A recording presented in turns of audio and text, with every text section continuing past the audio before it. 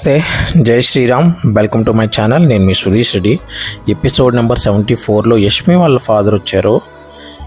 ఈయన గురించి చెప్పాలంటే యష్మికి క్వైట్ ఆపోజిట్గా. నేను యష్మి గురించి పాజిటివ్ చెప్తాను అని నేను ఎప్పుడు అనుకోలేదు, కానీ ఈయన చూస్తే మాత్రం చాలా ముచ్చటేసింది ఒక రకంగా.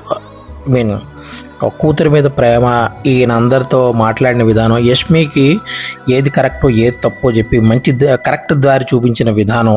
అండ్ దాని తర్వాత అందరితోని నా కూతురు అయినా తెలుసో తెలియకో తప్పులు చేస్తుంటే కనుక క్షమించండి, కోపం లేదో మాట్లాడేస్తుంది అని చెప్పి తర్వాత వెళ్ళే ముందు బిగ్ బాస్ మా అమ్మాయికి 2 కోరు ముద్దలు తినిపించి వెళ్తా అని అడగడం, ఇవన్నీ చాలా క్యూట్ మూమెంట్స్, స్వీట్ మూమెంట్స్గా ఉన్నాయి. యష్మి తన ప్లే ఎలా ఉన్న అవన్నీ పక్కన పెడితే ఈరోజు ఎపిసోడ్లో మాత్రం యష్మి ఫాదర్ అయితే హీరో అయిపోయాడు. ఆయన నెక్స్ట్ లెవెల్ అనిపించుకున్నాడు.